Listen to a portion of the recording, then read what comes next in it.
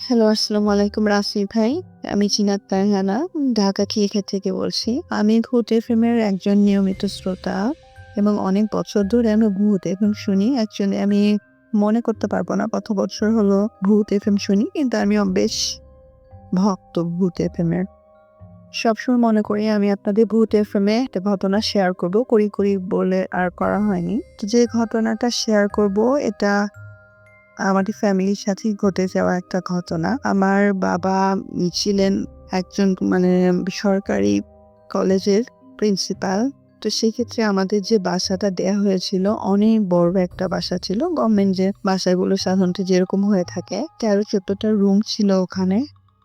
তো সবগুলো রুম কিন্তু ভাইয়া ইউজ করা হতো না। দেখা গেছে যে অনেকগুলো রুম আমার অনেক সময় যাওয়াও পড়তো না। জাস্ট সামনে যে রুমগুলো সেগুলো ইউজ করা হতো। বাসাটার বর্ণনা না দিলেই নয়। বাসাটার চারিদিকে অনেক ধরনের গাছ-গাছড়া ছিল। পুরাতন আমলের সব গাছ-টাছ ছিল। একটু গা ছমছমে পরিবেশই যেটাকে বলা যায়। আর বাসাটাতে ঢুকার হাতের বাঁদিকে বড় একটা লিচু গাছ ছিল, আম গাছ ছিল, জাম গাছ ছিল, এরকম অনেক গাছই ছিল। বাসাটার একদম কর্নারের দিকে একটা কুয়া ছিল, যেটাকে আমরা গ্রামাঞ্চলে অনেকেই ইন্দারা বলে থাকি। আমরা জানি যে আগেকার আমলে অনেক বাসাতেই এরকম কুয়া থাকতো, যেখান থেকে পানি বালতি দিয়ে নিয়ে ইউজ করা হতো আর কি। এরকম একটা পরিত্যক্ত কুয়া ছিল, ওটাতে কেউ যেত না, ওটার ধারে পাশেও কেউ যেত না। তো ওর পাশে একটা আপনার বাথরুমও ছিল, ওটাও পরিত্যক্ত ছিল, কেউ যেত না। অনেক সময় মালিরা অথবা যে কর্মচারীগুলো আছে তৃতীয় শ্রেণী তারা যে হয়তো ইউজ করে আবার ওটা ওভাবেই রেখে দিত। তো আমি যেদিন ঘটনাটা ঘটেছে তখন আমার বয়স হবে আপনার ১৪ কি ১৫ এরকম। আমার কাজিনরা বা আমার মার দিকের ফ্যামিলির অনেক আত্মীয়-স্বজনই এসেছিলেন সেদিন। তো সেদিন আমরা খুব ছোটবেলায় যেরকম আরকি নানু বাড়ি গেলে সবাই খুব মজা করে, ওরকমই আরকি সব কাজিনরা আসছিল। আমরা খুব মজা-টজা করে রাতে যথারীতি শুতে যাব, তখন বাজে আপনার ১২ টার মতো। তো যে যার রুমে শুতে চলে গিয়েছে। আমার রুমটা একটু কর্নারের সাইডে। তো সেদিন আরকি অনেক বৃষ্টি হচ্ছিল। মাসটা ছিল জুন মাসের মতো আরকি। জুন মাসের মাঝামাঝি একটা টাইমে। তো সেদিন খুব বৃষ্টি হচ্ছিল। তো ১২ টার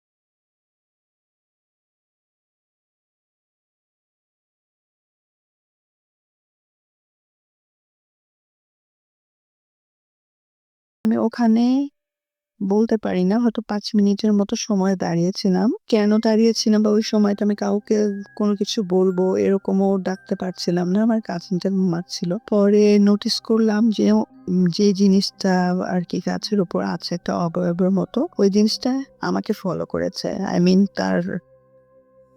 সে আমাকে বুঝতে পেরেছে যে কেউ একজন দাঁড়িয়ে আছে। সো এটা দেখার সাথে, সাথে আমার খুবই ভয় লেগেছে আরকি। আমি as soon as possible রুমে ঢুকে দরজা আরকি খিল দিয়ে দিয়েছি। তখন তো ওরকম কোনো সিটকিনি সিস্টেম ছিল না, খিল সিস্টেম ছিল। দিয়ে আমি আমার কাজিনকে ডাকছি যে, এরকম প্রভা শিগগিরই উঠো, দেখো এরকম একটা সমস্যা হয়েছে। তো বাসার কাউকে ডাকতেও পারছিলাম না, সবাই ঘুমিয়ে পড়েছে। তো আমার কাজিনটা উঠে বসে বলল যে, "কি ব্যাপার, তুমি এরকম ঘামছো কেন? কি প্রবলেম হয়েছে আমাকে বলো।" তো আমি বললাম, "এরকম, এরকম ঘটনা ঘটেছে আমার সাথে।" তো সে বলল, "হয়তো তুমি ভুল দেখেছো নাকি স্বপ্ন দেখেছো?" আমি বললাম, "না, আমি নিজে দরজা খুলে হয়তো চোর ভেবে আমি সামনে এগিয়ে গিয়েছি। যে হয়তো দারোয়ান-টারোয়ান নেই, ঘুমিয়ে গেছে, কোনো চোর ঢুকেছে। কিন্তু আমি দেখছি যে এই অবস্থা।" পরে কিছুক্ষণ পর আমরা দেখলাম যে গাছ থেকে ওই জিনিসটা জাস্ট লাফ দিয়ে আমাদের পুরো উঠানে একটা ঘুরে আমাদের রুমের কাছাকাছি এসে সে দাঁড়িয়ে আছে। সে নড়ছেও না। এদিকে আমরা ২ কাজিন ভয়ে রীতিমতো কাঁপছি। প্রচন্ড বৃষ্টি। এদিকে মাঝে মাঝেই যখনই বিদ্যুৎগুলো চমকাচ্ছে, ওই অবয়বটার ছায়াটা দেখতে পাচ্ছি। কিছুক্ষণ পর ওই অবয়বটা আস্তে ঘুরে কুয়াটার দিকে গেল। যেয়ে ওই কুয়াটার টিনটা সরিয়ে কুয়াটার মধ্যে লাফ দিয়ে পড়ে আবার টিনটা আবার সরিয়ে দিল। তো এটাই আরকি সেদিন রাতের ঘটনা ছিল আরকি, আমার নিজের চোখে দেখা। এখনো মনে হলে আমাদের জাস্ট লোম শিউরে ওঠে। পরে আমরা সকালে উঠলাম, উঠে সবাই ফ্যামিলির সাথে ঘটনাটা শেয়ার করলাম। আমাদের ফ্যামিলির কেউই এ ব্যাপারে কিছুই বলতে পারেনি। তবে আমাদের যে বাগানের মালিক ছিল, উনি বলেছে যে এই কুয়াটাতে একটা লোক আরকি বছরে ৫ বছর আগে লোকটা সুইসাইড করে মারা যায় আরকি। একটা সমস্যা হয়। তো এর জন্য সুইসাইড করে কুয়াটাতে মারা যায়। পরে ওখান থেকে লাশটা উঠানো হয়। উঠায়ে যথারীতি দাফন-কাফন করে দেয়া হয়। তো ওই ঘটনার পর থেকে ওই কুয়াটা পুরোপুরিভাবে, আগে তো পুরো জাস্ট ঢেকে রাখা ছিল। পানি-টানি তেমন ছিল না। ওটা ভরাট করে ওই জায়গাটা আরকি পুরোপুরিভাবেই বন্ধ করে দেয়া হয়। তার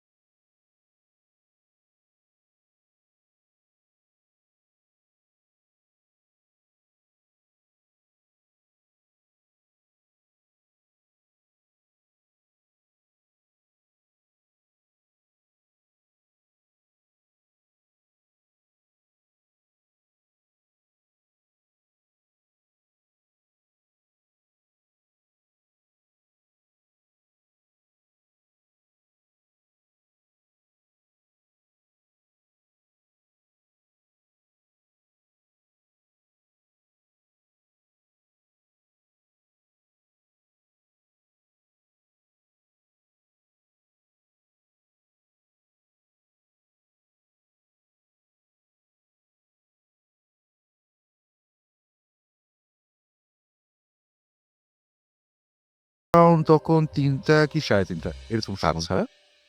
তো সবাই গাড়ির ভিতরে যে বাকিরা আছে সবাই ঘুমাচ্ছে। পাশে আমার ড্রাইভার বসে আছে।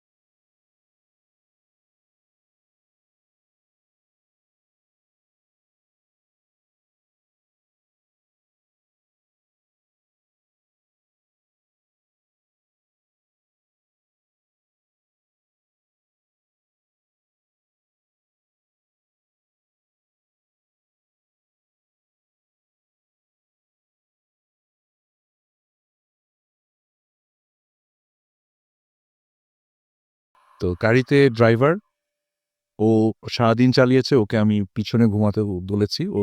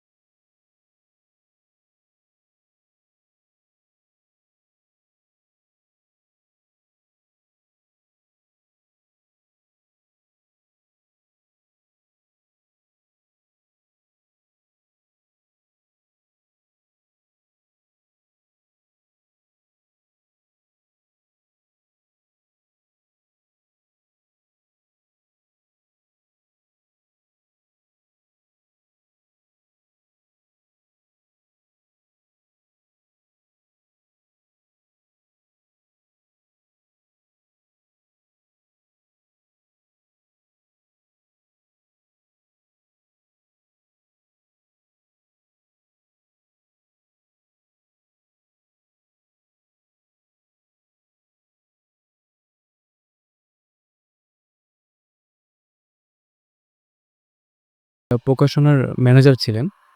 তো প্রকাশনার কাজগুলো যেটা হয় যে ডিসেম্বর মাসের দিকে খুব কাজের চাপ থাকে।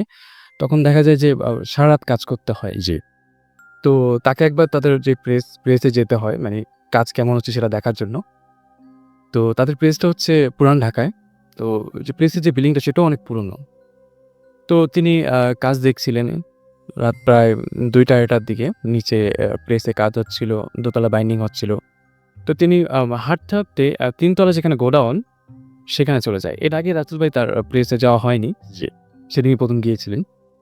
তো ৩ তলায় যখন যায় করিডোরটা ছিল অনেক লম্বা এবং শেষ প্রান্তে ছিল ওয়াশরুম। তো তিনি হাঁটতে, হাঁটতে ওয়াশরুমের কাছে যায় এবং ওয়াশরুমে প্রবেশ করেন।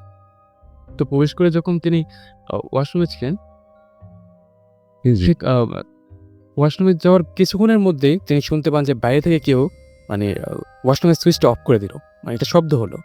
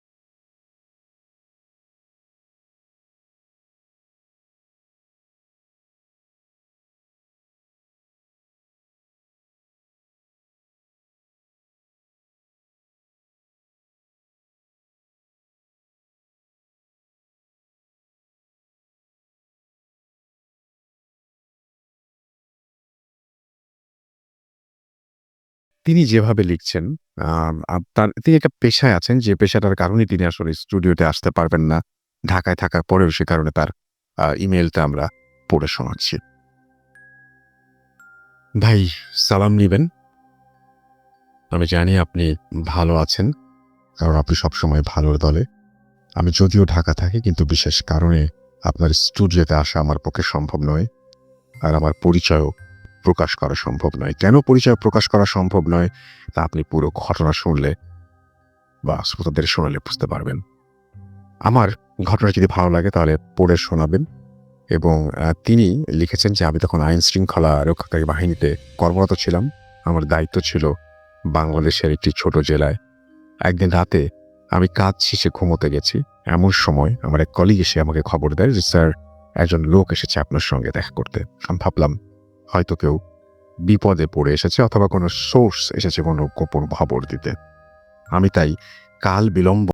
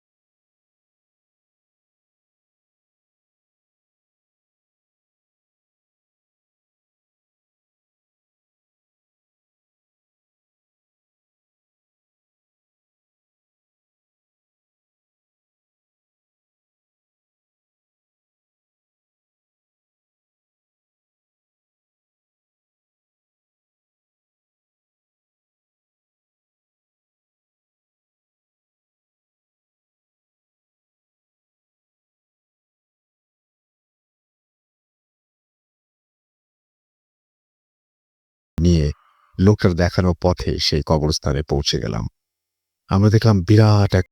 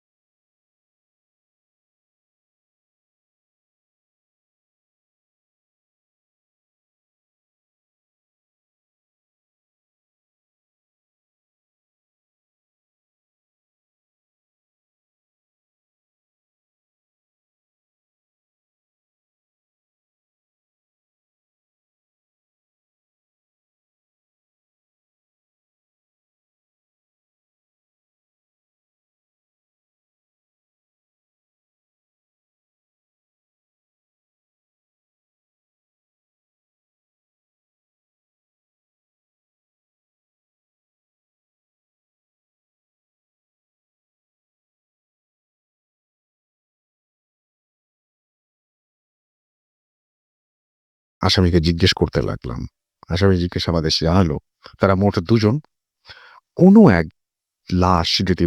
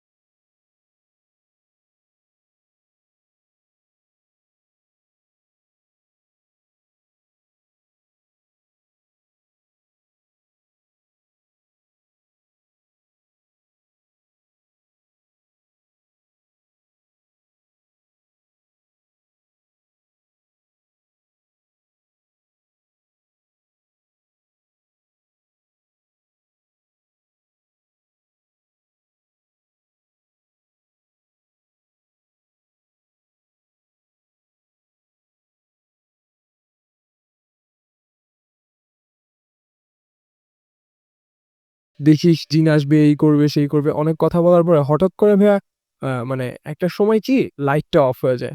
লাইটটা অফ হওয়ার পরে ওর যে ৩ টা ফ্রেন্ড হচ্ছে জাস্ট ও একটা চিল্লানির আওয়াজ শুনে আর মানে ওই ফ্রেন্ড দুটাকে পরের দিন আরকি পায়। ওনাদের ওর বাসায় আরকি আর পায়নি।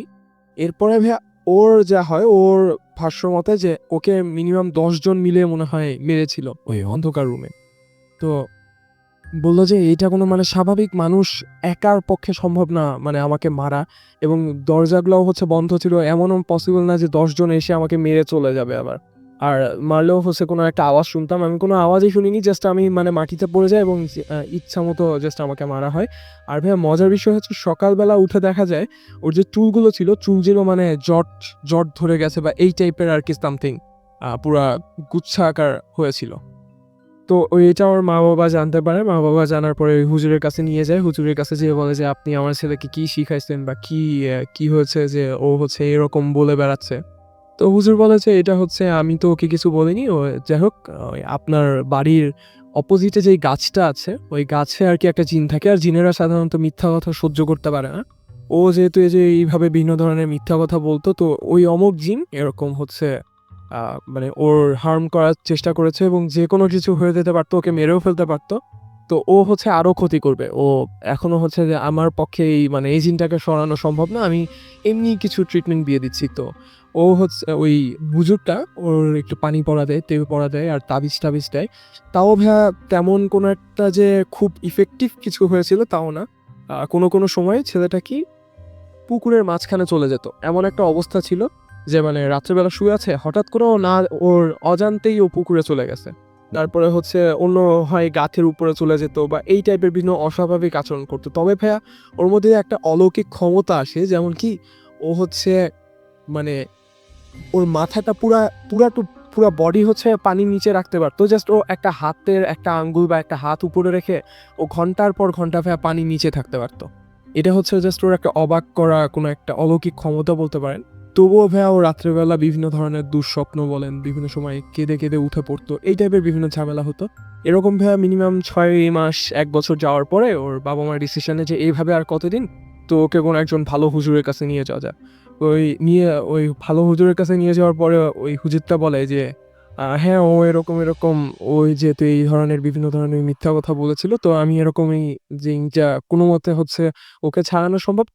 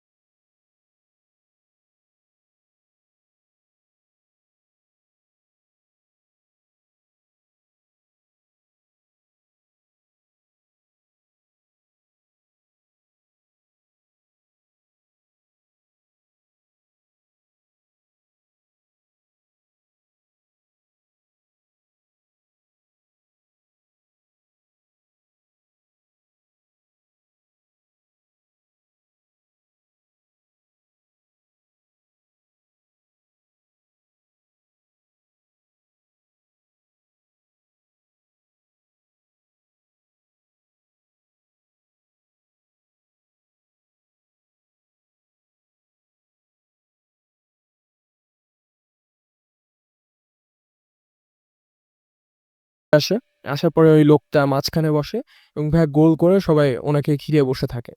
তো হঠাৎ করে ভাইয়া মানে 10 মিনিট বা 5 মিনিট আগে ওই লোকটা বলে ওঠে যে এখন আর 5 মিনিটের মধ্যে জিন মিষ্টি নিয়ে হাজির হবে, সবাই রেডি থাকেন। আর হঠাৎ করে একটা টাইমে এক ঝাঁক কবুতর, মিনিমাম 1 থেকে 150 কবুতর হঠাৎ করে এসে ওই যে বাড়ির চালটা আছে ওই ছাদের উপরে হঠাৎ করে এসে বসে এবং চারদিককার যে লোকজন সব ওই কবুতরের দিকে মানে তাকায়। ঠিক ভাইয়া প্রত্যেকের সামনে একটা করে মিষ্টি ছিল এবং ভাইয়া এটা হচ্ছে অবাকজনক সবচেয়ে বিষয় ছিল, কারণ লোকজনও সেখানে 200 মতো ছিল। তো সবার মানে ওই 1 সেকেন্ড বা 2 সেকেন্ডের মধ্যে সবার কাছে মিষ্টি সার্ভ করাটাও ইম্পসিবল বলা যায়। তো হঠাৎ করে কি এসে দিল বা কি দিল এটা মানে সবাই বুঝতে পারে যে আসলে এখানে কিছু একটা আছে। তো এরপরে হচ্ছে ওই লোকটা বলল যে যেহেতু আপনাদেরকে এখন বিলিভ হইছে তাহলে আমি হচ্ছে ওর ট্রিটমেন্টটা স্টার্ট করি। এরপরে ভাইয়া ট্রিটমেন্ট করে